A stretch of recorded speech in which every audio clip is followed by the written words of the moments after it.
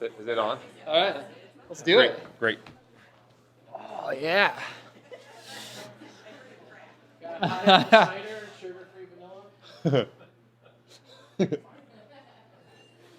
Is that how they all begin? That's about it. Hot apple There's cider. always a crack. The older they are, the more they crack. Well, Phil Young, welcome to the Tiny Bench. Thanks for having me. Well, yeah, this is a little series that I started. I live in Colorado. I grew up in Bettendorf, and I started this as a joke. It's still a joke. It's still a joke. Hey, man, that's offensive. I started as a joke, and it kind of took off. So it's been cool. I've met some incredible people, and this bench has this weird aura to it that you sit inside somebody's kind of personal space. Mm-hmm. And,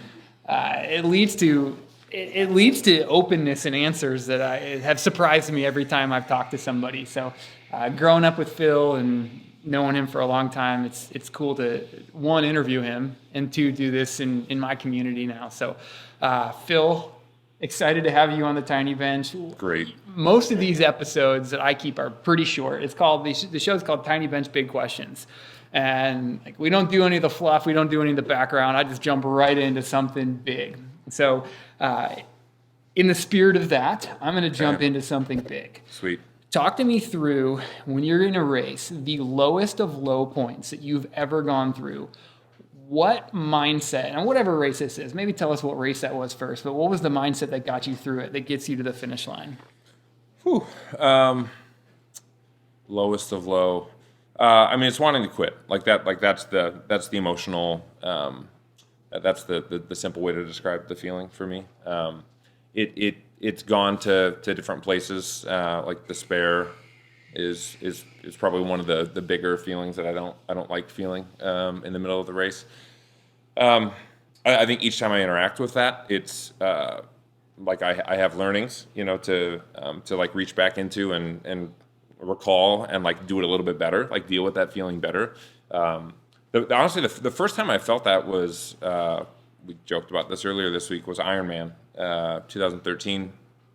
I'd run marathons, and you run as fast as you can, and then it starts to get hard, and then you're upset about everything, but then you finish, and that's it. And the end of it goes bad, and that's how it is.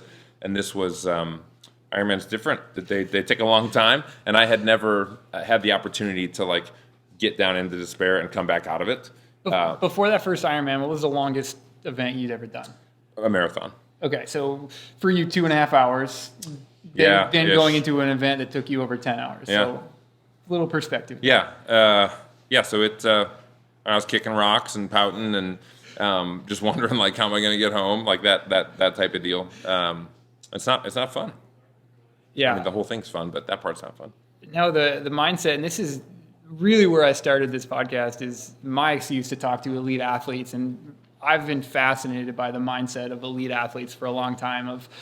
We all go through a lot, mm-hmm. right? Especially the longer the event, the more this matters. I've never considered myself ever a talented athlete, but I've been mentally tougher than a lot of athletes. Yep. So that's always, and I just jumped right in. That's always, no matter where this podcast goes with every guest, that's a question I ask every single one. So yeah, and I talked a lot, and I don't think I answered the question. Nah.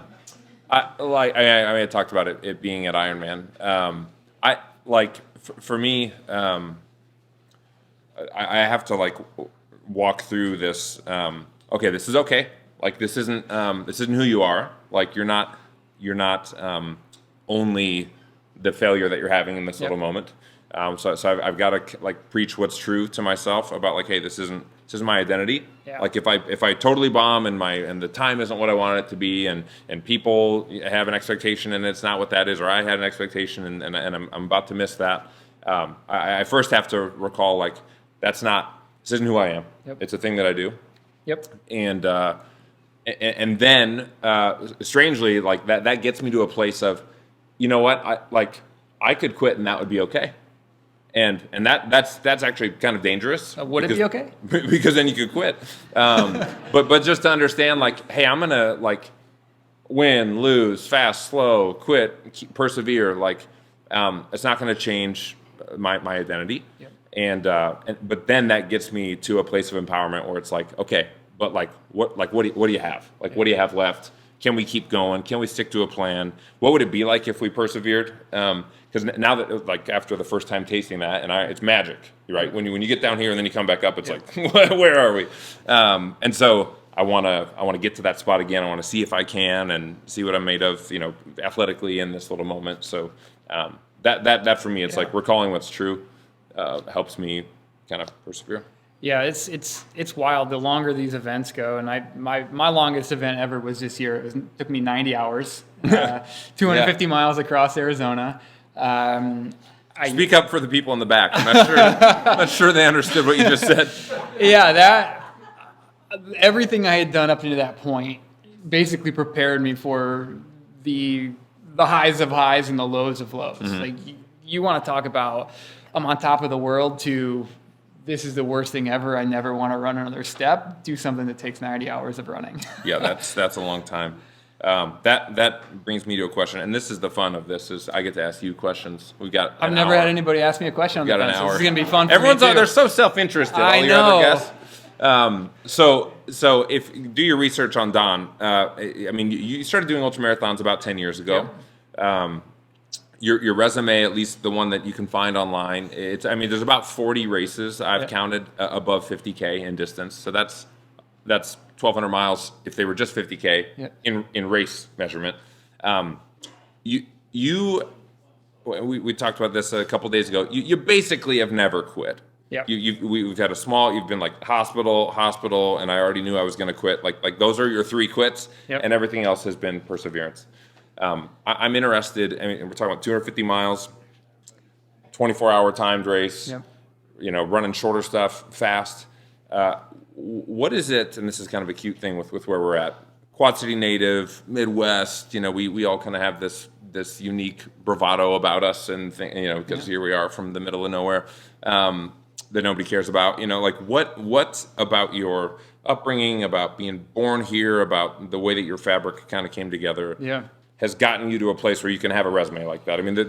There are elite athletes with shinier resumes who down at the bottom have 9, 12, 15 DNFs, which is did not finish, pulled the plug. Yep. Well, why hasn't that happened for you? What is it about the way that you're raised or made? For me, it comes back to if I say I'm going to do something, I will. I don't believe, even if it's not my day out running, not even... lots of things can go wrong, and I physically know I can still make it, then there's no reason I'm not going to make it. So I'd look at, so Phil said them, I've officially DNF'd from 3 races in my entire life, 2 by way of hospital, and 1 by way of hailstorm that just got dangerous, and I was just it was a training day anyways, I'm just going to pull the plug. So it takes a lot for me to get me to drop out of a race, and I think the ultimate root cause of that is I'm not there to win a race. Don't get me wrong. I love winning. I love succeeding in this sport, but I got into this sport and I was really bad when I started, and I loved it just as much then as I do now when I'm winning races and setting records. So if I really look at it, I fell in love with the process, not the results. And the process is going out there, thanking all the volunteers, giving people high fives, and I can do that at a snail's pace and not my day having not a ton of fun, but I'm still going to finish because that, to me, rewards the work that I put in. And if I can reward the work that I put in, then everything else is great. Sweet. So that's just what it is. I think, you mentioned all those athletes that have a ton of DNFs. It's not their day. They drop out. That's okay. It is fun. That's how they race, and that's just not how I race. I would rather finish a race in last place than pull the plug at halfway and say that was my day. So I've thought about it. Don't get me wrong. I have definitely thought about it many times. I've wanted to. There's a funny video at some point. I did this race. It was 106 miles with 33,000 feet of climbing in the Georgia mountains. And they don't do switchbacks in Georgia. It's either up or down. And my pacer at the point, and I was in the lead pack through mile 54 or whatever, halfway. And so the first 54 miles took me 10 and a half hours. And you just go back the same way. And the last half of the race took me 23 hours. So you can already guess that some things went down. But at some point, my pacer, just was recording, for whatever, for video. And I was in front of him. I didn't know he was recording, but I was just talking. Sometimes I just talk. I just want to talk. And I should start a podcast. I should start a podcast. That is a great idea. Anybody know where I can do that? And at some point when he was recording, and this is a great clip, I need to put it out somewhere. I just said, at some point in every race, I know I'm not going to quit, but if I got attacked by a wild animal right now, that wouldn't be the worst way to go. And so there's this thing, like, I know I'm not going to quit, but a mountain lion attack sounds pretty good right now. Like, I'd be okay with a snake bite, like, anything that's not going to kill me, but I can say, hey, I didn't quit, but I had to go to the hospital, because that's apparently my line. My when I'm uncomfortable, I make jokes. Yep. I'm often quite uncomfortable, and you're gonna get a lot of jokes today. Yeah, and my like cute little mode inside of races when it's starting to go hard, and you approach an aid station, and there's these wonderful volunteers who are donating their time and encouraging people and serving them. What do you need? What do you need? And like my knee jerk when I'm pissed off and it's not going well, as I say, a ride home. Like that's my move, and nobody has given me a ride. It's terrible. But I'm like, I really would just like to not be doing this anymore. That's what I need. Yeah, the cool thing about those aid stations is that those volunteers generally know what you're going through at that moment, and they know that even though you're saying you need a ride, you're just being a whiny baby, and you probably need a Coke or a bite to eat, and then a pat on the ass and send you back out there. Yeah. All right, so let's go back in time a little bit to, you ran pretty fast in high school. You didn't run in college, but you kept running, obviously. Went for runs. And then literally the rest of your life has been running shoes and running. I mean, there's family and there's all that stuff. Yeah. But at some point in your life, you decided that running is an absolute pillar in your life. Do you remember back to when that moment was? Boy, I mean, I think it's been layered. The professional side of not of running, but of running the activity, creating my career. That didn't happen until it happened, and the answer to your question happened before then, I would say. So going into college, I just thought I'd love to talk with my folks about this sometime. I visited all these small schools, like all these D3 schools, and so I could go run and do that stuff, and it just didn't, like, nothing flew. Either it rained when I visited, and so I thought the place was ugly and cold and wet, or like didn't get along with the team, and it was probably sort of immature the way that I made the decision. But at the end of the day, it was like I'm just going to be a Hawkeye. Like, I just want to go to Iowa. There's opportunity there. These places all feel small, and you know what? Like, I bet I can make the team. And so I'm going to do it. And so I somehow I got in touch with the coach. He says, here's what you'd have to do, Phil. And if he's got a list this long, I'm down here beneath it. Like, at that point, I was fine in high school. And so I kind of knew what I had to do. I didn't hit those marks. There was some sort of final phone call later in the spring that was like, yeah, sorry, man. Like, good. You seem like a nice kid, but whatever. Fast forward to, but I trained hard all summer and was like, I'm going to do it. Chip on my shoulder like it was a Disney movie or Rudy or something. And my folks took me to school a week before school started. This is how I remember it.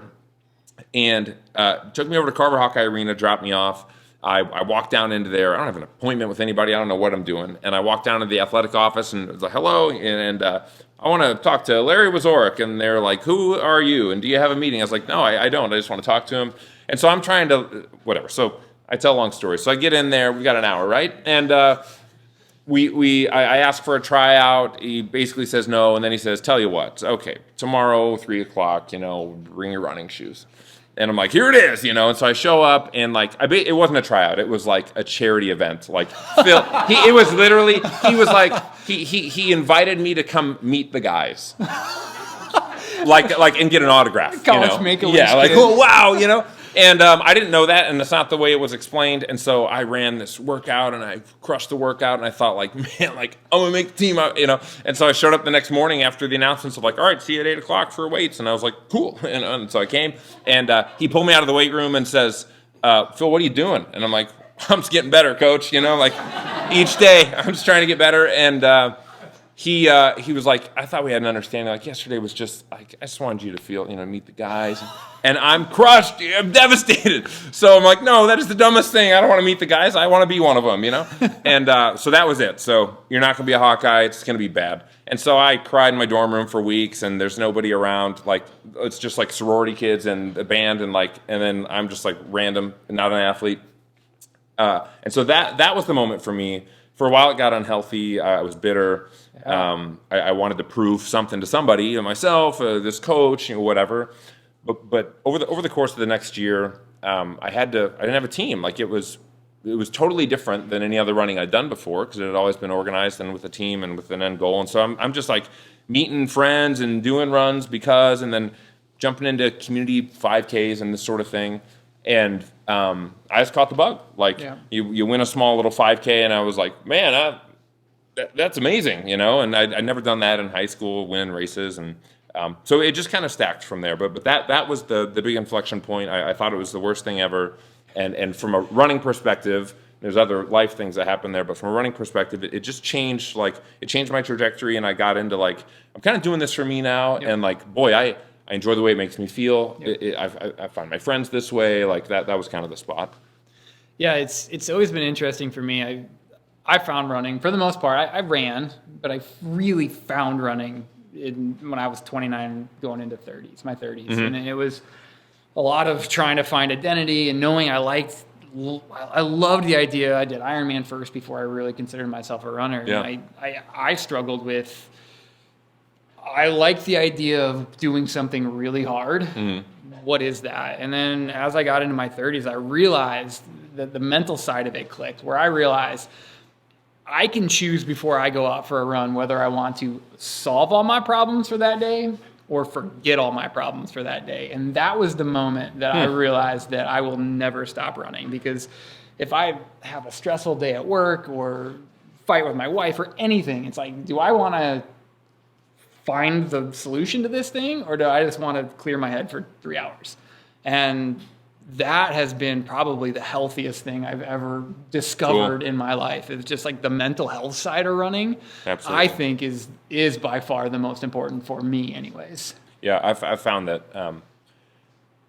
life, everyone has life, not everyone has running, so life matters more. Yep. But I've found that circle to kind of feed itself. As I persevere in the sport and prove to myself, hey, you can keep going. Yep.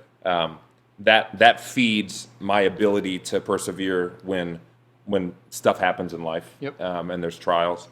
And similarly, and again, it's not as terribly relevant or important, but those sorts of things can also empower Phil in a race. Yep. who thinks he's he feels so desperate and it's so bad. It's like, dude, this is a race. Chill out. And you can make it through stuff. You've done it before. You can look back at races where you've done it. You can look back at really hard times in life where you've done it. And those things for me, that they're connected and they feed each other. And so I didn't seek out running because I wanted to better myself and my ability to persevere through hard things. I discovered that was it was making me into that. Yep. That the activity was doing that. And now I know. Now I know that it matters when I don't quit a run, that it changes my fabric for 100%. Life. And so it mimics life. I want to keep doing it. It mimics the 100-mile run. You live a lot in 100 miles, which we'll get into in a little bit. But you have highs, you have lows, and sometimes all you need to do is ask help. Right? It's just like, hey, I need a sandwich, or I need a ride home. Or a ride home. Yeah. And sometimes the best help you can get is tough luck. Go back out there. I don't have a car. Sorry. All right. So formerly you were but you came from being a fast 5K, 10K marathoner road dude, right? Relative to the group that I'm a part of now. Relative to the company on this bench, you were a fast, a fast roadie. And then all of a sudden I got a text, I'm going to do a 100-miler. Let's talk through that. What drew you to 100 miles? Because it's a training commitment. It's a day of running. Mm-hmm. And so there is something that screw loose or something that was that's the thing I want. What was that? long story. So the You're good at those. I mean, I was doing the marathon thing. I think after maybe 4 or 5 marathons, I thought like the thing that every 25-year-old kid from the Midwest thinks when they run a couple fast marathons, like maybe I should try to qualify for the Olympic trials. You know, like that. That's Quick pause. Yes. What's your marathon PR? 2:29. Okay. So at that time, I was and that pace is 5:40. okay. You can brag on this bench. Yeah, that's like fine. it's good. Well, Yeah. And so I'm thinking I got to drop 7 minutes, you know, and I've dropped 20 minutes and 40 minutes, and those That's a big the jump. next 7 minutes are hard, but well, let's do it. So I'm still training hard, and we've got what year was this? I don't know. We've got a kid or two. Okay, we got it's fuzzy. It's good math. And I'm gonna run the Chicago Marathon. I'm training really hard. We live in the Iowa City area. I'm working at a small running store. Basically, lose my job. That's a longer story. And now it's like, so now we're looking at everything. So I got no finances. My wife's working full time, but like we just lost half of our income. Like we got kids. Like what do we do? And so I want a career I'm passionate about. But I need a job. Yeah. Don asked me why did I run 100 miles, just to understand how terrible it is. Okay, so here we are. As a podcast host, yeah. You find people that are very long-winded, and you can ask just a couple of questions. Yeah. And you kill an hour. Yeah. So anyway, okay, I'm gonna go run the Chicago Marathon. It's $250 to run the race. Probably another $400 or $500 for a hotel. We can bunk up with friends, whatever, travel, this and that. It's gonna cost a lot of money. Yeah. A friend of mine owns a store in Cedar Falls. He's hosting a 50K. What's that? At this point, basically, what's that? That's where I was at. I know it's longer than a marathon. He lets me into the race for free, and so the decision was like, go run a race for free while you have fitness. There's some prize money, some modest prize money, and then there's a little extra prize money for like a course record. Okay. And so wisdom was like, we're not going to Chicago. Like we're not doing that. So I go run the 50K, and as the story goes, I win the race. I set the course record. I instead of shelling out 1,000, I come home with 1,000, and it was like, whoa, this is something, And so that's how I got off road and got into longer stuff. And then the really stupid thing is like, there's not a lot of people who've run a 50K and decided I'm satisfied. We do this thing where we go, what's next?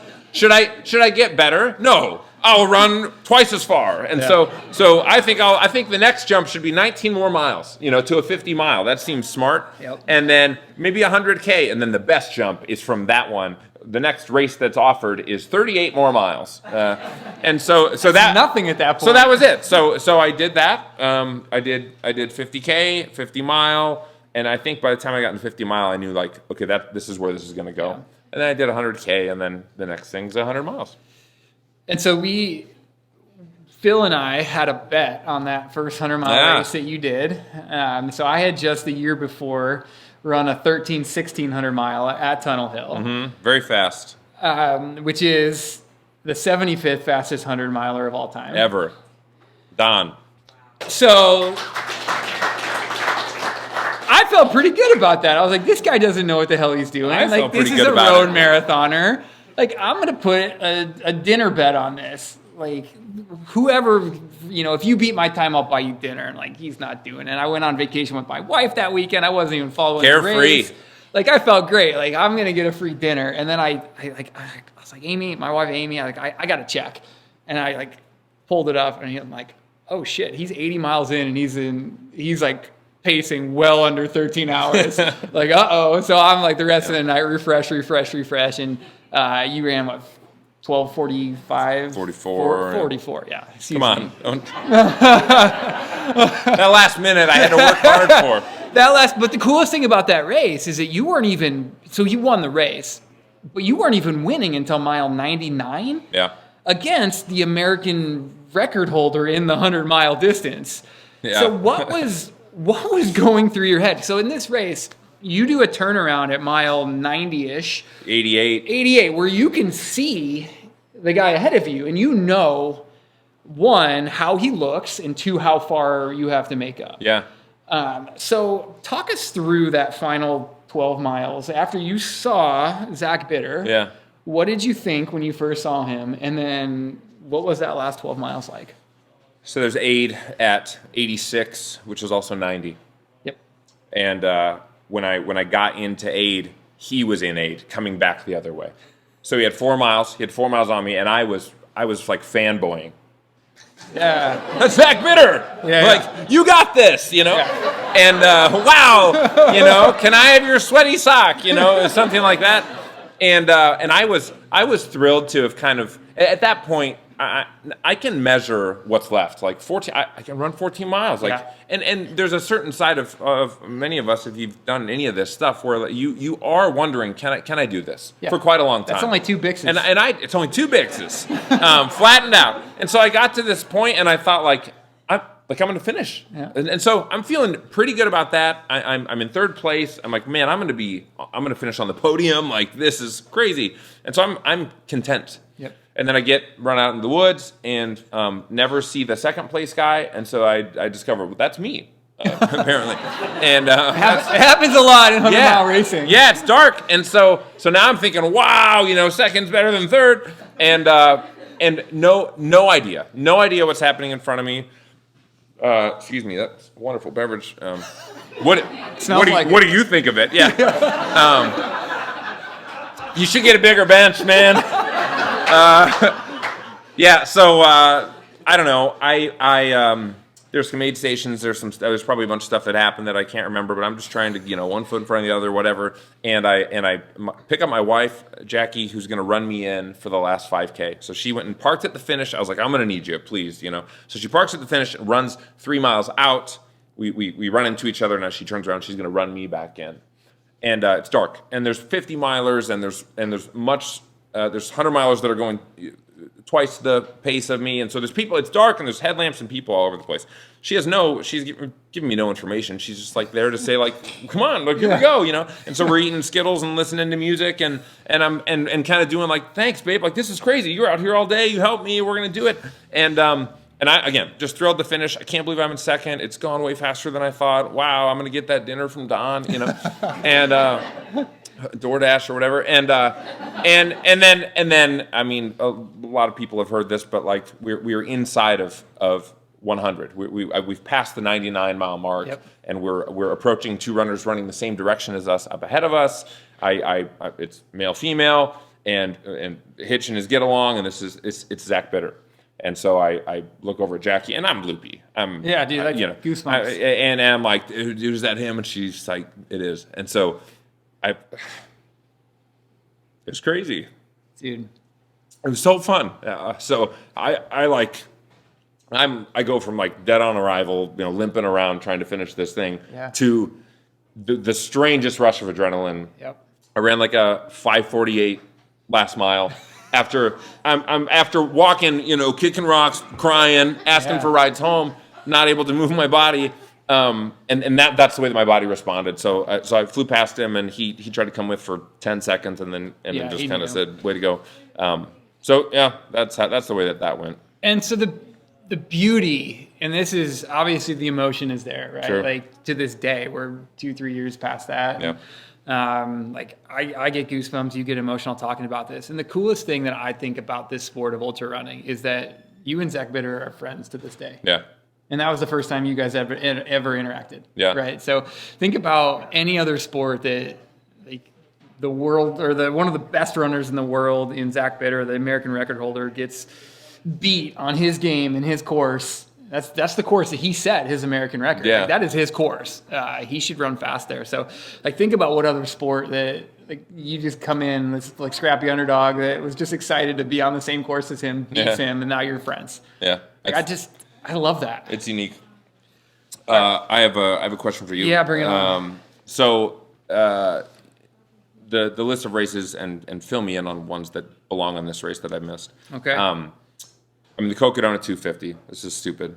Okay, we're running from Phoenix to Flagstaff. Yep. And the 250 stands for how many miles the race is, guys? It actually doesn't, because the race is 256 miles. But.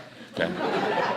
Can we start over? Yeah. Sorry. I feel like at that point you just have to claim it. Yeah. Like, so we're running a long ways. The Leadville Trail 100, iconic.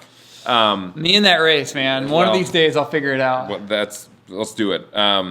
What else? Hold on. You've run the Jackpot Ultras. You ran 48 hours there? I ran 48 hours Great. That's a long, those are a lot of hours. Let's see. You want me to take this over? No. Come on. I mean, I can pull out my phone, but that's rude. Well, what's the? I mean, Tunnel Hill 100 is iconic. But Spartathlon. Badwater. Finisher. Podium. Sick. Okay, listen. That you've run the gamut of like the big ones. Nobody asked me questions on this bench, so I'm going to take every advantage I get to talk about this. To ask them better. So what? I got two questions here. Yeah. Like, so you could pull out to like any event, but I want to know just like racing highlight. Yeah. On this because you've had awesome moments, but at awesome events. Yeah. And then just like best event, like you've been to places we haven't been. Yeah. So I want to know like. And it can be for whatever reason, but like, which one of those is the best thing? Your favorite event? You'd love to go back or whatever. Yeah. But then like your racing highlight. That's such a tough question. I think every race has its own little special environment and energy, and a lot of times the people that are racing make the environment. So I think there's a couple that really stand out. One, Leadville 100 was my first ever 100, and I've done, I think, 1,800 plus mile races now. I've experienced a lot, and It's okay to show off on the bench. A friend of mine told me that. yeah, brag about yourself. Very rarely have I done the same race twice. Sure. And so I think Leadville I've started 3 times. I finished it twice. The third time, guys, my mom's here. She was here for this. It didn't go well. My lungs shut down. And I went to the hospital. Like I knew something was wrong at mile 50, and I got taken to the hospital at mile 80. And yet I came back the next year, and my stomach went out, and I didn't eat for the last 100K, and I still finished. That race, there's something about that race. One, because it was my first 100-miler that draws to me. Yeah. Right, you've done Tunnel Hill 3 times now, right? Yeah. You keep coming back for a reason. There's some emotional attachments. So that race sticks with me. It also bothers me because I've never figured out that course. I've never had a good race there, and one of these days. So that's one race I think is really special. I think there's a couple of moments in my racing career that really emotionally stand out, and it's probably not what you would think, like podium finishes or whatever. Like the moments that I have, the first one is, so my wife is not a runner, but Cocodona 250, running 250 miles. There's a lot of 256 miles. Thank you. Those last 6 miles, by the way, let's take a little sidebar. You come into Flagstaff. The finish line is like a mile away from you, and you have to do a whole lap of Flagstaff, which includes Mount Eldon, which climbs 2,000 feet in 2 miles. Great. At mile 250 something. It's just like That's dumb. It's great. You should have quit. It's great. I should have. Right, like right when you saw it. My poor pacer, Shad. We have an hour. Usually these are 10 minutes. Well, not anymore. I used 43 minutes of it. I'm gonna get better at cutting you off. My poor pacer. Like I thought you get to the top of Mount Eldon and you come. It's downhill from there. Well, what they don't tell you is you come off this road onto like an off camber. It's not even a trail. There's just some flags, and it's like off camber river rock. And Flagstaff. I was just so grumpy at that point. I was kicking rocks, and I was like, I just want this stupid race to end. And like poor Shad. I was not a good sport of the last few miles, but I've apologized to him a few times. We all go through those moments in long races. So I don't even know where this is going. Oh. But that race is so slow-ish, right? You're not running 7:30s, whatever, 100 or 7:24s. Of course, mine was like 7:50s. I don't know, 7:24s. You ran 7:24s this morning. A couple of them. Yeah, but that race, it's slow enough, and there was a short enough pacing section that my wife was able to run with me for the first time ever. So that was a really special moment. And I had a film crew with us. We documented the whole thing. The documentary is still being produced. That's a whole different story, but that should come out soon. But cool. I have some amazing pictures of being able to run with my wife in a race for the first time ever. So that's a really special moment. And then, man, there's just some funny ones. I think the cool thing about this sport is you can be a part of it in so many different ways. Mm-hmm. And generally what I remember more, like, don't get me wrong, I love running 100 miles. I love finishing 100 miles. I love winning at 100 miles. But generally when I think of my best experiences in ultra running, it's when I've paced somebody else and I've been able to get them through that moment where they're like, dude, I don't want to do this anymore. Yep. And it's like, hell yeah. Like I love that side of it more. Yep. That feels at least a lot less selfish than like I have the easy job. You have the easy job, right? Like we get to run point to point looking for a tent with food in it. Yeah. that is what we're doing. I found it. Yeah, this is great. I get Skittles and I get to go back out. Like, oh, you got Reese's peanut butter cups? Like it's kind of a selfish thing. Whereas the crew is driving through the middle of the night in roads they've never been on before with no service. Part of Tunnel Hill doesn't have service. You're right. Like, I don't know where I am. So it's just, I think of a lot of the ways that I've been a part of the sport other than running. And that to me stands out. Sweet. What about you? What about me? What did I ask you? Favorite race moment? I'm just trying to think of questions that you can keep to like a minute or two. That's what you say. You just say, what about you? What about you? No. I mean, the one where I started crying here earlier, I mean, that was one. Yeah. That was good. What about non-racing race moments? You've been involved with so many races from Running Wild, Fleet Feet, Shields, I'm guessing at some point. Sure. Like, those are all the places that you've worked selling shoes and support crew. Like, what is your best moment or best memory from not racing? Man. This one's a little more broad because This is a long story. Shut up. And so I couldn't point to a specific person, but like at the Quad Cities Marathon, we for the last 4 or 5 years we've done this thing called the Struggle Bus. It's a aid station somewhere between 20 and 22 that's just kind of chaotic, and we staff it with, I mean, employees, running club members, some volunteers, but also like people who ran the half marathon, then like coming back out, wanting to see other finishers, other runners to the finish, and that just in general, like that might be the thing that makes me the happiest, like from a non-racing running experience, is like watching that thing happen each year. Because it's just a thrill. Like it's the thing you described where it's like, oh, I'm in the dumps, and then someone helps you, and they tell you can't quit, and then you keep like you get to do that for 2.5 hours like in a row. Yeah. And it's with people that you've kind of been battling with all summer, like watching them train, watching them be injured, knowing their stories, like, and then random folks, from out of town, and then you get to hear back like that was so, thank you so much. Like those moments are so gratifying. So I love the Struggle Bus. It's a ton of fun. I love the Quad Cities Marathon. The other one, because you said I could answer it twice, and the other thing, just I mean, over the last 4 or 5 years, like my daughters have started showing up to races and jumping in and doing things, and man, they've just been like there've been some big surprises where like Ginny, I think when she was like 5. Like, usually do the kids race and it's from here to there and it's over, and she's like, I'll do the mile. And I'm like, that's stupid, And she ran there's this race that used to happen, well, it's kind of been reprised, but over in the district called the Gildas Run. She ran the 1 mile and she broke 9 minutes when she was 5. And I was like, what?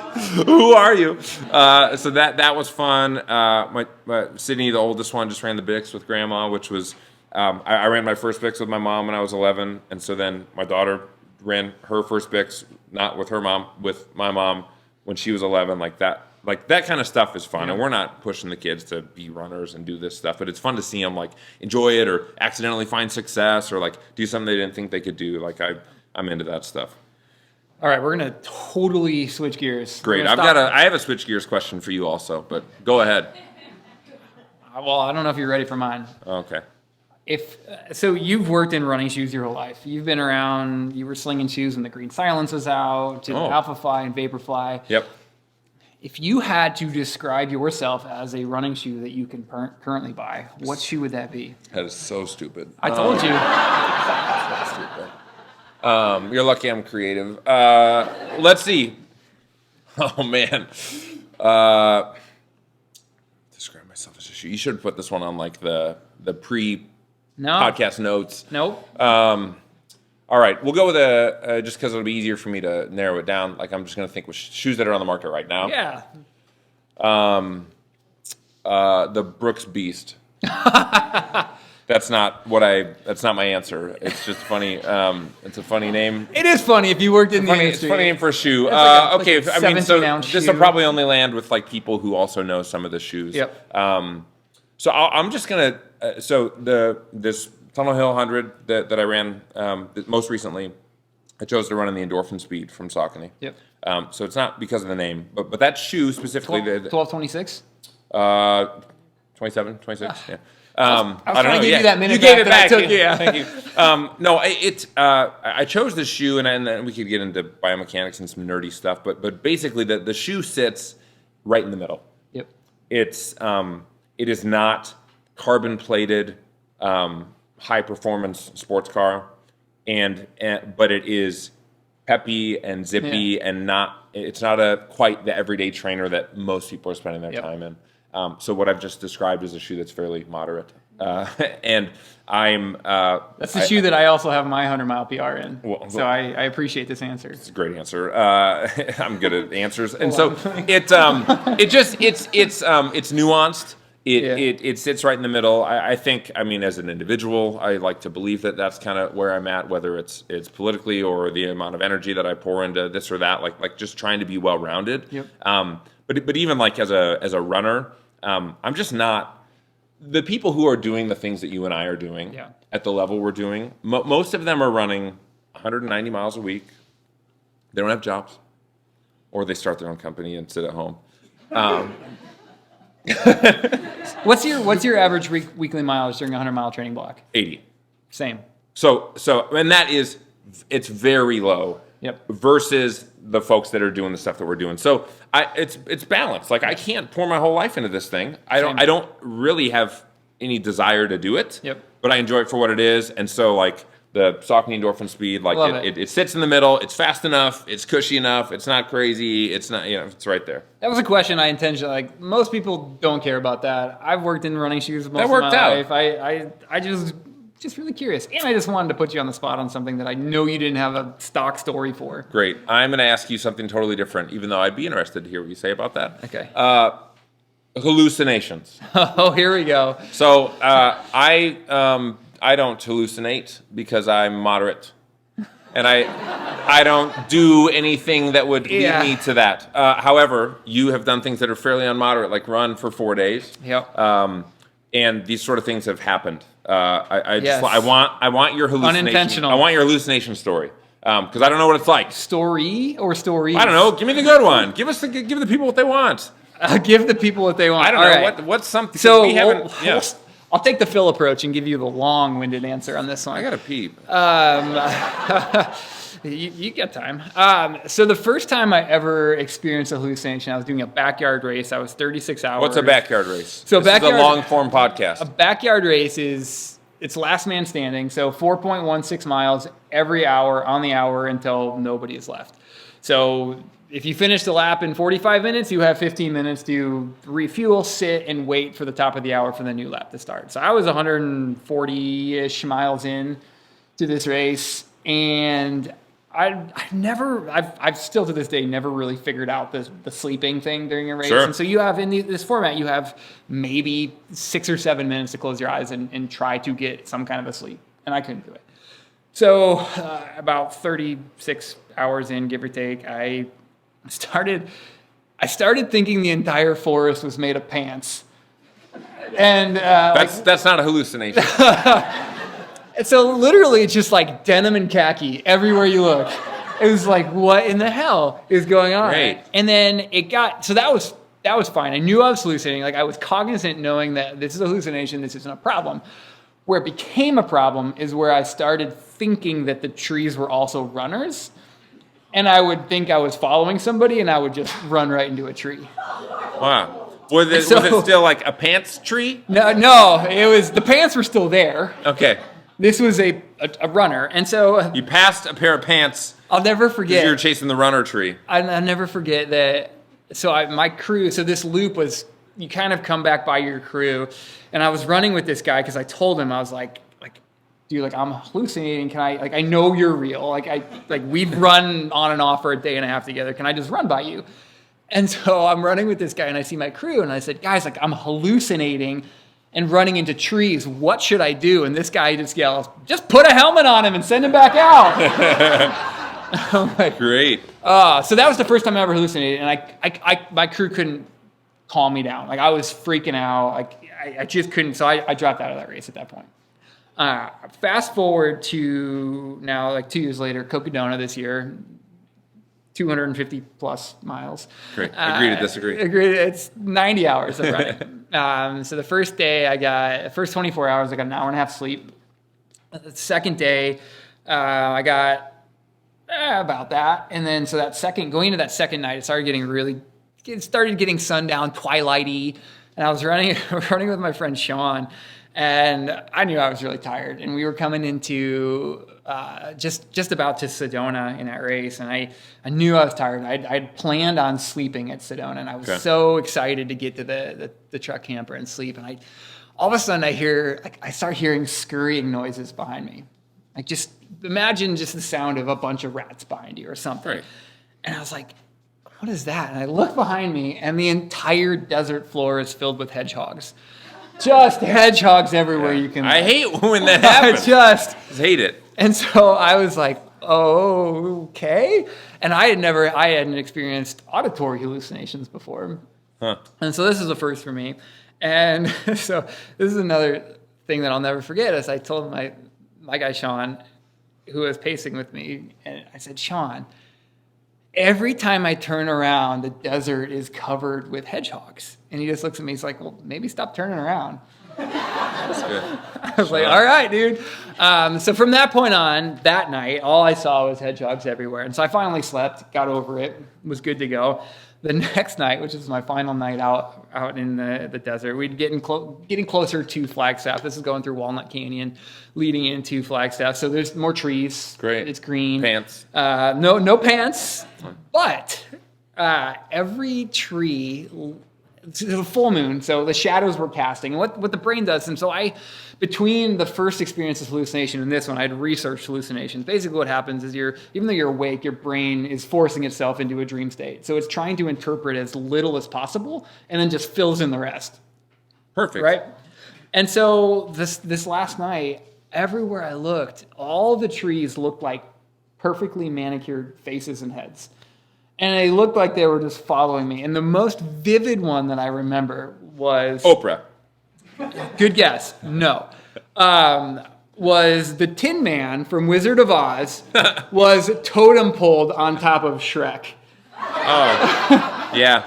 And that one just watched me the whole way through. And so after the race, my father-in-law is funny and good with random mediums of art. So he photoshopped me a picture of a trail with a bunch of hedgehogs and then Shrek with Tin Man. And so I have that picture at home. But that was... Wow. That's hallucinations are wild. A lot of people pay good money for that stuff. And all you got to do is run 250 miles. That's it.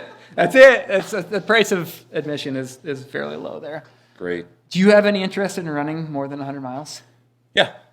What does that look like to you, and when is that going to happen?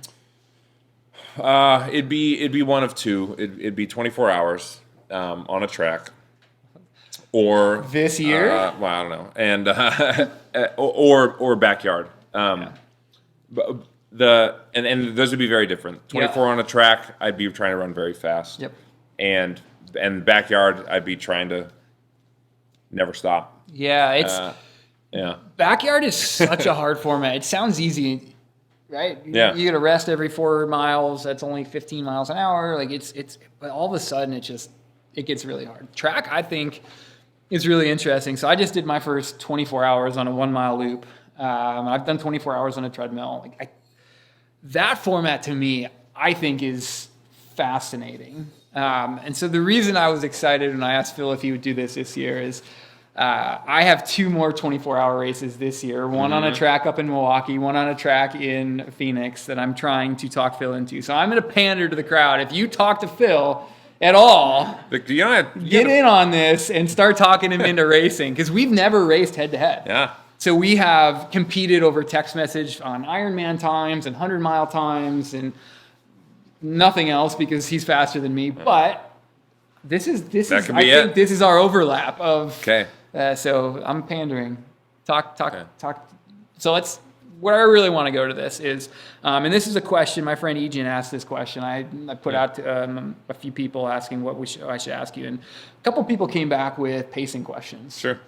So a lot of 100 milers are paced poorly. I think we all know that. They go out really hard, they cry and eat pizza and then walk it in.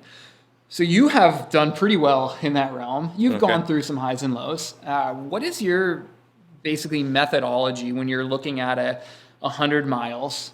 What are you thinking about pacing? Is there a point, like if I can get to 100K before I suffer, is it this pace until whatever? Like what does that look like to you and how do you maintain that? I mean, I think what's weird is to look at a race and to know that like the world record is way slower than I ever go out and run. I mean, it's a very interesting dynamic. Yep. So if I could run 6:48 a mile, I'll break the American record, and I will do that. I mean, where I'm at right now in my life, I could go out and do that any day for at least 20 miles and not have to worry about if I brought nutrition, if I brought a thing. So to look at a race and go, how do I manage my ability versus this duration? Because we're going to get to a certain point where I've not run that far at this pace and I haven't trained that. And so like it becomes unknown. So I mean, some of it's guess and check on like what do I think is sustainable, and at some point like you got to go race 100 miles to know how you could race 100 miles better the next time. But I've generally tried to be even, and what's nice is everything feels conservative. Yeah. But that's also bad. Because you may not be being conservative enough based on your training and the long nature of the race, even though for the first 2 hours it feels like nothing. I've never run this slow, you know? Well, so the American record in 24-hour distance is 8:23 pace. Yeah. I would get in trouble if I tried to go, if someone said, let's go run 8:23s, I'd be like, sure. And then I'd ruin their day because we'd start running 7:23s and I'd say, I'm sorry, I can't. This is all I do. I can't do it. So, yeah, it's funny to look at those things, and that honestly, earlier when you asked how'd you get into a 100-mile, that's it right there. I look at that and I'm so intrigued by. That's easy. It sounds like I could be the best, and so I look at it and I go, I want to try. I want to try because it looks like I could be the best, but then it's like, well, that can't be, you know? Yeah. Because surely other people have looked at that and thought that, and it's way harder than that. But yeah, I mean, my last couple of races, I'm also running. The Tunnel Hill 100 is flat. Yep. It's the same. There isn't like 1,800 feet a game. There's not a peak to climb. There's not, you know. And for me, I mean, heck, it was only dark for 90 minutes, so I'm not dealing with all these other crazy elements. Yep. And so, I built in a certain fade. Like I'm imagining, I can get through 50 like fairly unscathed, real consistent, and then like what's I'm trying to imagine if I feel terrible. How slow could it be? And then I'm working the math back on like, as long as I stay moving, I know that I can usually like fake my way to this. And so how fast do I need to run for those first 50 to like, and try to level that out. And then like, if I rebound, and these are things I've learned from racing. It's like, oh, my rebound might actually get me back to mile 2 pace. Like I could be right back to where I started. And so then you can't plan on those, but you hope for them. And, but I'm not trying to burn it early because I don't want to risk an entire year's worth of training on testing that method. I may do it sometime and see how far that it goes, but that's how I've kind of. And it's nice now to know that you have a sub 6 minute mile in the tank at mile 99. Yeah, I mean, I don't know. We need some more Skittles or like whatever. Jack's gonna have to run it with me. She was flying. She you didn't drop her? She's like, no. She's like, you should just go. And I'm like, okay, you know. So I took off and I caught. She's with me, and then we caught Zach, and then he rises up. I'm like, let's go, Zach. And he's like, and so he comes up next to me, and I'm like, oh my gosh, like we're sprinting in a 100-mile race. What just happened? I'm like, no! And then, but I'm still hearing folks, and I'm hearing people, and there's lights, and so I'm just like, I'm just giving everything, and I feel like I'm running a 2-minute mile, you know, and I cross the finish line, and the video is pretty funny because I turn around. and I'm hooting and hollering at Zach. I'm encouraging him in, like and this is just the spirit of, me, but like of the runner, and so I want to see him get there, and I want to encourage him, and like, here comes a headlamp. It's Jackie, man. She buried him. Like, she absolutely buried him. So it's like, it's late. She's been out all day feeding me peanut butter and jelly and freezing her tail off, and she must have ripped a 7-minute mile, carrying all my stuff with it was something. Did she have to go back and get the car? No. She parked at the finish and ran out and got me, and then ran it back in. Have you gotten that Uncrustable sponsorship yet? No, I'm done with them. They're dead. Oh. Yeah, they're dead to me. I don't. No, I actually like. It's not the plan. Like that's not my nutrition plan. It was cute. It was better than what I was doing. Yeah. Through 50, and then I did the 100, and it was like, oh, that worked a lot better. And then I just can't. I can only eat 5 of them, and it's over. Like, I can't. I won't eat the next one. I throw it down. I get mad. I take one bite and I spit it out, and I just can't. So I had 4 of them in my recent it's a lot recent 24-hour race, but that's once every 6 hours having something in the gut. I do mostly liquid calories, so I stole that from you. You're welcome. Yeah, thank you. Yeah. What else you got? I don't know. You're long. We were gonna do audience questions. Does anybody have a question? We are such compelling people. If you have anything that you've been wanting to hear. Yes. I have so many more questions. So this is fine. Save me, somebody. Great. No, this is great. What do you got? Okay, so outside of performing as a runner, generally, your career has been inside the industry. Yeah. But your resume is much more broad than mine. You've been a rep for a footwear brand. Have you worked in retail? No. Okay, great. So you haven't done that? I have. That's all I've done. And so you've sold in shoes to retailers. I worked the floor.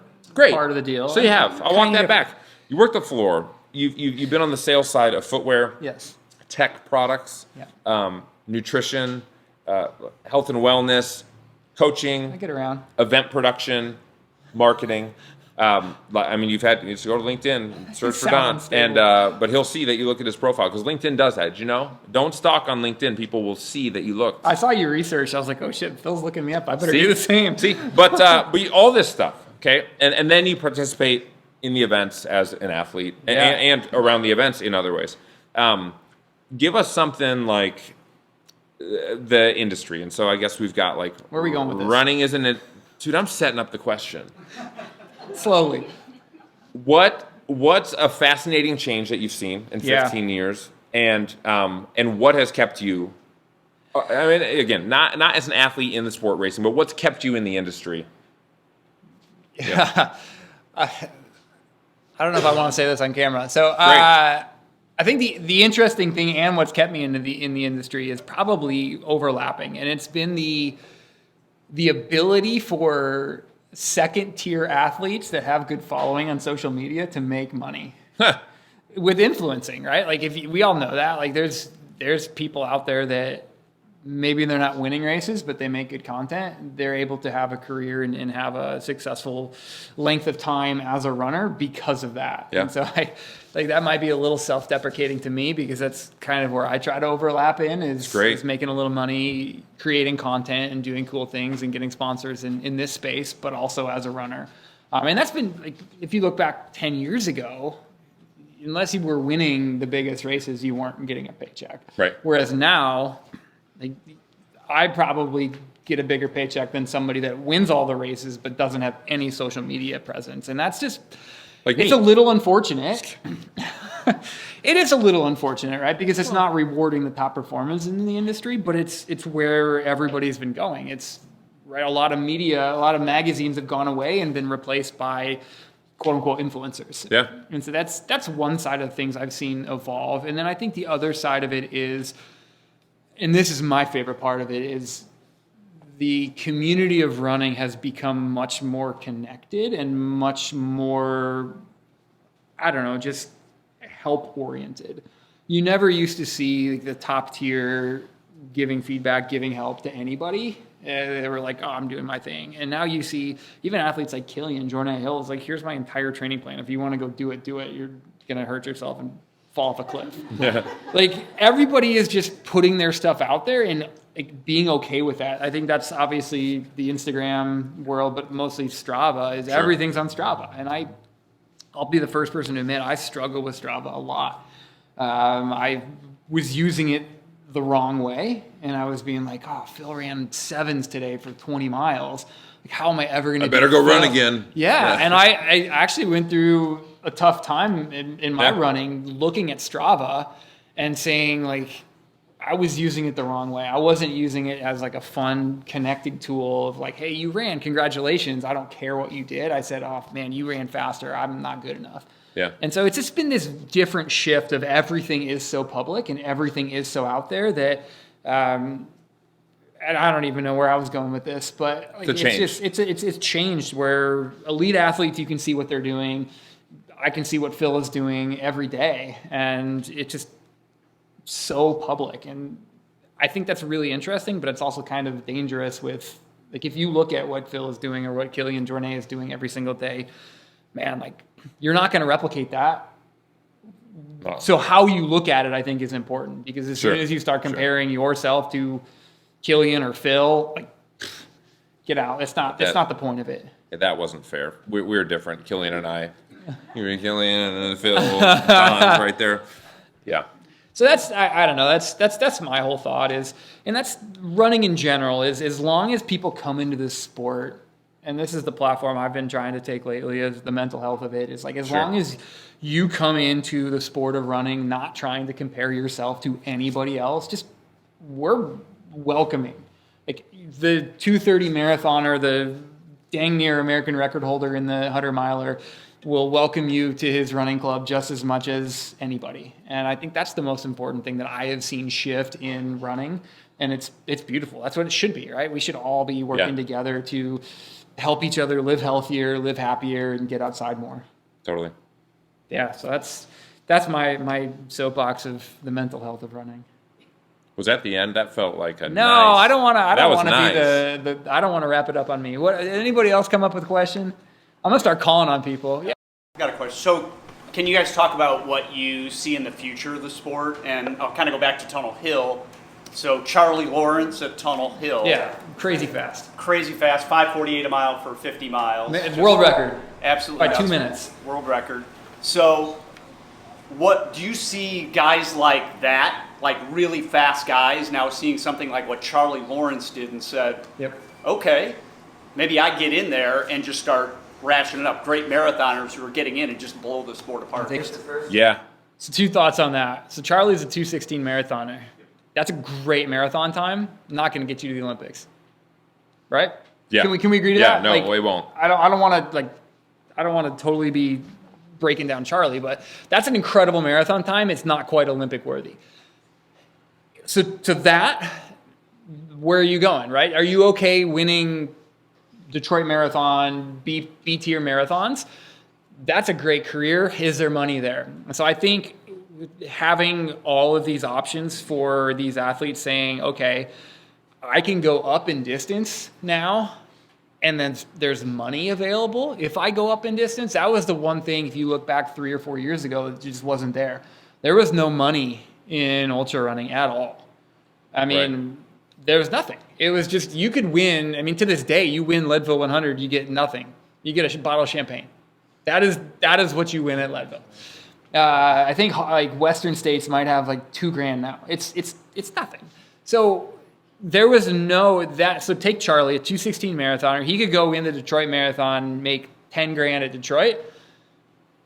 Of course, he was going to do that now. There's starting to be more money involved. Tunnel Hill, like Steve Durbin is the race director at Tunnel Hill. He's a good friend of both of Phil and myself, and he is leading the charge on money, prize purses for athletes at the ultra distance. So he does a prize purse for the wins. He does a prize purse for world records or American records, and then he just helps athletes out. If you want to travel to his race, like, here's reimbursement for travel. So that is becoming more mainstream. So I think and hope, because of that access and because of that financial element, you're going to see more Charlie Lawrences jump up in distance and say, like, yeah, now that I can make money at this longer distance, there's a financial reason to do it. Yeah, I hope it doesn't happen for like 3 more years. Yeah. Because we're both at the twilight of our career. I mean, what we've talked about related to like fortitude, mental toughness, like sticking to it, not quitting, like that is going to probably remain a superpower, especially when you go 100, 24 hour, 250. Yep. Like it's gonna take a long time for elite athletes to be able to conquer elite minds at these longer things. But put that on a shirt. That's good. elite athlete, elite mind. But listen, like we have no business being considered elite at this. Yeah. Understand, because we can look at our peers and go, like there's no, like, but right now, nobody's doing it yet relative to the talent. The 216 marathon, like we couldn't touch up with a 10-foot pole. No. And he went, watch, I'll just run 2 of them. And then everybody looks and goes, wait, could I run 2? And so it's going to happen fast. Yeah. And it already has been. I mean, the sport has gone, like, ultramarathon was like the weird guy. There was like a weird guy in town. He never stops, and that was ultramarathon. And now like it's mainstream. You look at those people and that's who influences your shoe purchase. That's who, your people, like people are making money just being personalities around the sport. So I think it's happening real quick. Like I said, for my selfish ambitions, having nothing to do with finances, like I just want to, I think it would be so fun to feel like, whoa, I was on top for a sec, way up here, and then boom, then I'll just get to watch it for 40 more years, watch everyone break every record and do it, and just it'll be exciting. But then you have out. Alexander Sorokin is probably the greatest runner that nobody has ever heard of. Yeah. Maybe some people, I see some head nods. He owns the 100K world record, the 100-mile world record, the 24-hour world record. All of those records were formerly said will probably never be broken in our lifetime. Right. So what's the 24-hour mark? 198 miles in. And so think about that, right? So Phil ran a 20. It's faster than me. And so Phil has the 25th fastest 100-mile time in history. And this guy basically did 2 of those. So that's the disparity in the sport, so if you think and it won't exist forever. There's a gap to be filled in there. So it'll be fun to watch. I'll cycle out of the top 100 a lot faster than you will. But was it 2 years? Is it 10 years? We'll find out. It'll be fun. But we'll hopefully both be retired by the time that happens. Yeah. Good question. That was a great question. I love that stuff. Softball. What else? I don't have a question, but correct me if I'm wrong, Phil. Your first marathon was Chicago. Yeah. We didn't go. We followed him on the phone. This is great. Like, oh my God, he's got a 1:12 half. Even if he, hits the wall, he'll get 2:30. And he hit the wall. The wall fell on top of me. He comes home. He's kind of bummed. I don't know if this distance is what I want to do. I'm probably better at shorter distance. And then 4 days later, my phone rings. Dad, I think if I run smarter, there's a marathon in Sioux City, and I think I'm going to do that. Remember that? Oh yeah. And so I called him after the race. How'd you do? And I went out too fast. He's gotten so much smarter as a runner. Pacing.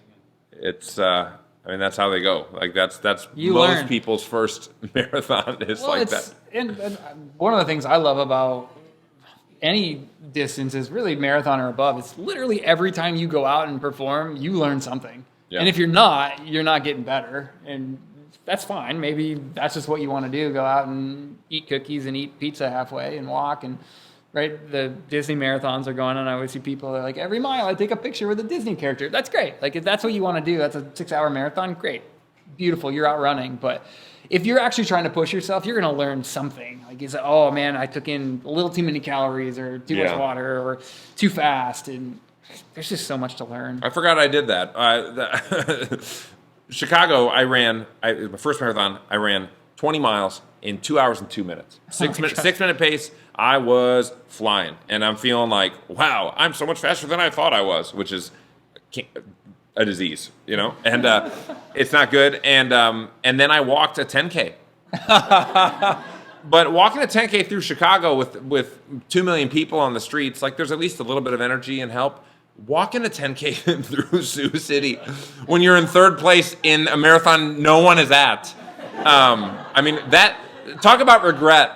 And, the cherry on top was like the drive back from Sioux City. Like the first 4 hours of that are like the last 4 hours of walking a marathon. I mean, it was very bad. So, a similar story. Yeah. I did the Omaha Marathon Great. a bunch of years ago, and similar, probably same size, not a big marathon, but we're all ready to start the race. Everybody's in the starting crowd, and I was trying to run 240 that day, and there's like 4 of us that were like, you could just be like, yeah, you, me, like we're going. And 5 or 6 minutes before the start of the race, like somebody comes on the bullhorn, there's been a shooting in downtown Omaha. All the police are off the course. The race is delayed. This is not a similar story. Well, just wait. Is anybody else? It'll come back. Okay. So about an hour and 20 minutes later, they're like, all right, we're ready to go. And of course, there's no nutrition anywhere to be seen at the start line of a race, right? Like we're planned out. So we all go out about halfway through. We're like, okay, we're, hour 18, something at the turn. And all of a sudden, so I was in like third or fourth place, and I could see the people in front of me, and all of a sudden, we all started walking.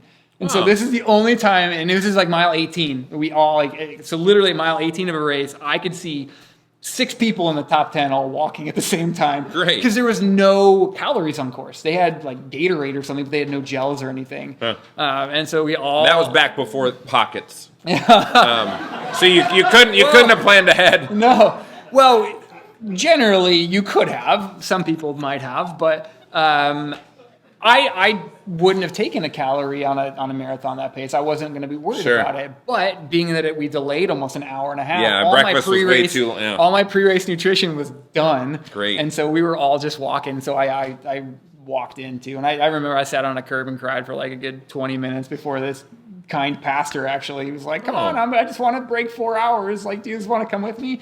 Yeah. So he literally just ran me in. Right. Another good example of the community of running. Wow. Like he just saw some possibly homeless man crying on the corner. I believe there's a story about that in the Bible. There might be. Was he from Samaria? This podcast just took a different podcast. Yeah. We just started the new one. All right, Craig, you had a question. Yeah, do you guys think you'll still be as enthusiastic about running when you're my age, or are you concerned about burnout? I'll take this one too. I'll start. Great. Because if I don't start, you might not get a chance. You're going to take all the answers. So about a year. How old are you? 38? Yeah, I got one more year. One more year.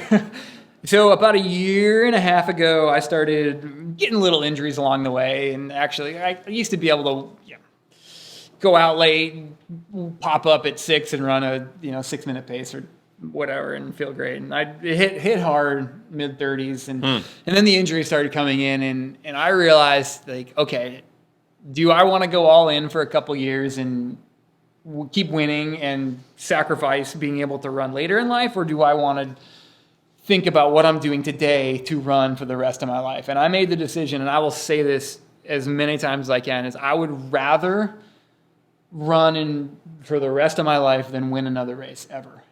Like, that is more important to me. And so I've changed how I trained.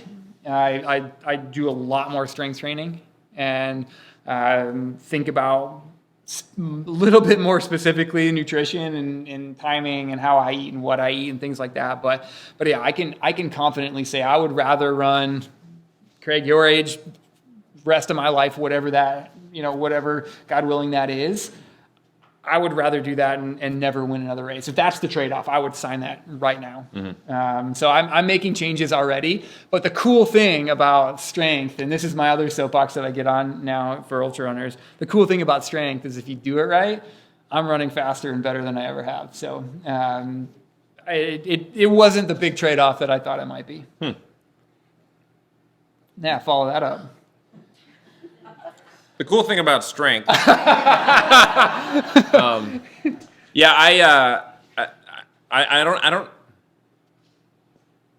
don't know if I'd sign that. That's fair. Right away. I would never judge anybody for not. Because I would say write another contract where I get to win 3 more races, and then he's gonna barter. I don't.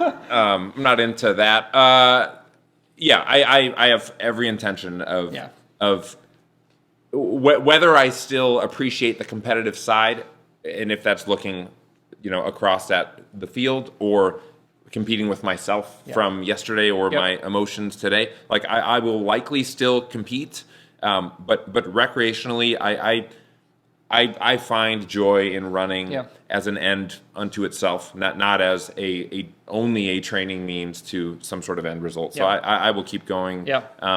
I mean that's not even to speak to the community side. That would be such a miss for me, is to miss that side that it delivers for me. But I don't feel right when I don't go out and run. I believe that to be healthy. It's not. I mean, maybe it's not, but. I want to go out. It makes me feel good. It makes my mind feel good. My body feels better.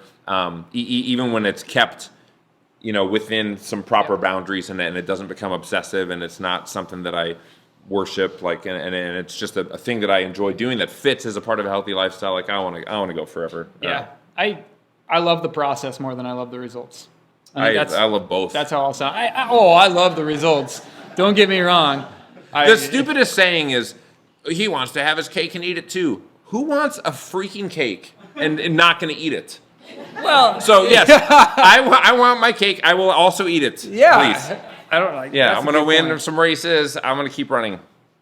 All right, let's. Any more questions before? Oh, here we go. This is a question from Jackie, your wife. Oh. Who is the best crew of all time? Why did you tell me this started at 4? Is that what she texted? Yeah, she's great. That's a fun. I mean, if this is sincere, I'll just talk about her for a while. We'll do that. I mean, I've had PJ's in here. PJ, man, went out to California with me. Like, we had so much fun. You guys, I mean, you saved my day on a number of occasions. I've had some other people help me in events. There is. It's been Tunnel Hill, Jackie, Phil, like that's been our spot, and then those have been my. I mean, that's kind of where my eyes are right now, is on that event, and it's fun, man. It's fun to strategize with her. I mean, she sacrifices her entire day, and it's like 4 days, like traveling down there or whatever. And she's good at giving a hard word, like sticking to the plan. I mean, because I pout, like I pout. Same. And I tell her, like, I'm not gonna, I told her this year, I said, I'm not stopping at 50, because every time I do, I cry, And so this year, I'm just gonna run right through it. And I ran up to her and just stopped and started crying. I'm like, she's like, what is wrong? I'm like, it's hard today. Like, it's feeling hard. She's like, no shit. Like, it's the exact same thing you always do. And then it's, like, get out there. So she's what I need in those events, for sure. She's good at it. Crew wives are tough. I know a lot of friends are like, I would never let my wife crew me. And it took my wife a little bit of time to figure out crewing, because the first time she did it, she's like, wait, you're in the most pain I've ever seen you in, and you want me to tell you good job and to go back out there? Like, all I want to do is give you a hug. You're bleeding. You'll be fine. Yeah, no, you're good. No, but as long as we're doing the good husband part of this podcast. Sure. So I set 3 world records on a treadmill a year and a half ago, and she had to log literally everything. Guinness people are very uptight about logging, and so her and her mom are my 2 crew people, and literally calorie in, calorie out, step off, step on the treadmill, everything gets logged. And you want to talk about a big ask of anybody for 24 hours? Literally anything I do, any bodily function that happens, I need you to write it in this log.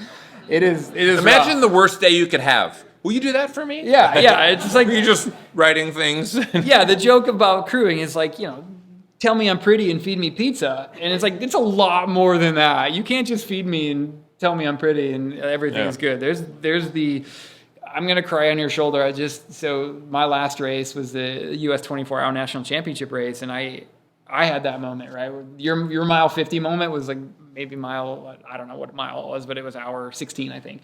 It's dark, it rained a lot of the day, and I came in and I was crying. I was like, I just don't want to do that. I'm going to do this more, but I don't want to do this anymore. Yep. And, you just get a good hug. There's some magical power. Crew, if you ever crew, just give your person a hug, and everything, for the most part, is going to be okay. It's not going to feel better, but you're going to get back out there. Yeah. All right, let's wrap it up talking about what's next. Okay. What's next? That's really good. That's great. You're very articulate. That was a good question, right? Yeah. I'm trying to decide if I'm healthy right now. Okay. Actually, I'm like in the middle of like went kind of longer today, gonna go longer tomorrow. Just Yep. make sure that everything feels the way that it's supposed to. I'm interested in the Jackpot Ultras in February. That it's going to be a stretch from a training and just family and lifestyle and Yeah. perspective. But it's the U.S. 100-mile championships. Yep. So that would be really fun. And then in April, in the Mad City 100K, that's U.S. championships in the 100K, which would also be if you win, it'd be a qualifier for the World's team, which would be fun. World championships are in India in November, December. And So you're going after a US ATF title? I think so. I think it's like hurry before Charlie Lawrence shows up. Yeah. You want me to tell you what it's like? Huh? Oh, yeah. Man. I mean, we have been sitting pretty close. I feel like it's rubbed off. Yeah. And then we're contemplating CCC, which is the 100K at Over UTMB in Circumnavigates Mont Blanc. Yep, in Chamonix, France. I qualified, like I got an auto spot, and so I have 3 days to accept it or not, and so we're trying to plan. Like, You're in that window right now? yeah, like are we gonna go to France or not? And it's the first week of school, and it's just like it's a All right, whole thing. quick poll of the audience. No, it Raise doesn't- your hand if you think Phil should go to CCC. Yeah. Well, yeah. We have a daughter who's going to be going into junior high, and so it's like first week, new school, and so we're talking with her about it. Like, what do you? She's like, and she's like me, so she wants to do everything, and I don't want to miss the first week. I want to go to France. I'm like, yeah, welcome to my life. Like, so that right. maybe, and then the last one would be. A Tunnel Hill. I mean, I signed up again. I don't know. I'm kind of sick. I want to go back and run faster. I want to run a lot faster. American record, right? I want to win it again. So I don't know. It's just running. That's so cool. What's next for you? So I am working on the 24-hour distance still. So coming off of a little bit of success at the 24-hour distance, I have an indoor 24-hour race in June. So it's 24 hours on an indoor track. It's not the YMCA. This is so it's 430 almost meter, 500 meter track. oversized. Yep, it's oversized. Climate controlled. In a hockey rink. So it's 55 degrees, perfect. So that's in June. September, I have Run Rabbit Run. Great. So it's a big 100-mile race in my neck of the woods in Colorado. 20,000 feet of vert, big prize purse there. So I'm going all in on that. And then wrapping up the year with Desert Solstice Track Invitational, which is another 24-hour race around a 400-meter track in Arizona. So my biggest goal is to qualify for the 24-hour U.S. team for the 2025 24-hour World Championships, which is in Albi, France. So that's why I'm doing two big 24-hour races this year, trying to. Sweet. The goal would be to try to creep into the 160 miles in 24 hours. That's my target, and that'd be It's easy. Dream come true. You got it. All right, we're going to end with, I'm going to bring it back to a question that I pretty much ask every podcast host. Great. We're only asking it, 60 minutes later than I normally would. So, what is a motto that you use to yourself to keep training, to keep moving, to finish a race? We're going to end on your motto. What was the one I said earlier? No. Elite athlete, elite mind. Oh, that was good too. I just keep saying it. I forgot it. This is who you are, Phil. Realistically, I'm just trying to start a t-shirt company, and these are all my new t-shirts. No, man. Copyright. That's mine. Trademark. A motto. Man, I don't know. I had Sydney make me a bracelet before Tunnel Hill that said "Stay the course." I'm not a big motto guy, but Okay. I'm not telling you your question was stupid. I'm just saying was I don't have a apparently. great answer. But that was helpful for me. Like, I don't have any tattoos, but I think if I got a tattoo, it'd be something that would both in life and in the event that I could look to, and it would be like, keep going. All right, so you're kind Keep going. of So it's botching this question. it's So perseverance. let me ask it a different way. What am I doing? I botched You're it? botching it. I'm trying to get a Stay good the- motto that okay. I can use as an Instagram quote or something. Great. And you're just not getting. So I'm going to ask it a different way. Okay, I'm going to answer it a different way. Perfect. What is a piece of advice that somebody has given you that has helped you stay the course, that has helped you as business, father, husband, business, runner? Just do it. I just came up with it just now. All right, that's the show, everybody. Don't take it. Yeah, I don't know. I don't. If you thought my last answer was a botch, I don't have a. I really tried to softball that one up for you. I don't. You don't have a business mentor or anything? Come on. I just. Let's go back and figure this out. I mean, in a race, I just don't. I just don't quit. So I don't think that's a motto. But I'm just like not going to quit. I'm gonna keep trying. Yeah, just do it. Like we push professionally. Like we push. We're gonna grow every year. Like that's where I'm at. Yep. It's just like. Nope, we're gonna, and some of this is bad. Like I'd like to be. I think contentment is something to seek after. Yeah. But there's a pressing. There's no motto here. I've botched it again. But like that's killing me. That is that. If maybe if you'd asked like what I don't know. What's your what like describe me as a runner or as a professional or whatever. Like that's the thing. It's just kind of like I'm just gonna like keep like we're just gonna keep pushing. Go ahead and ask yourself your own questions.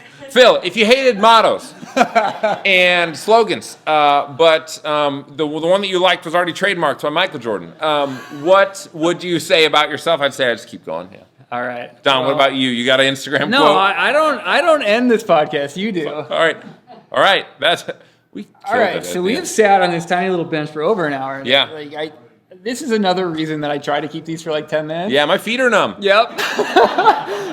All the blood is here. General hip area is losing feeling or lost feeling. So, no, Phil, thank you so much for, inspiring, running fast, being an incredible beacon to this community of running. It's been from afar, right? I'm not a part of this running community, but I see it online and I know what you're doing here. So from a running community aspect, thank you for this. And, thank you everybody for being here. And yeah, thanks for being on the tiny bench. Do we end it like this? Oh, I was going to just pound, but we can. I was just going to double. All right. Great. Thanks everybody. All right, ready to stand up? Yeah. 1, 2. Uh-oh. Great.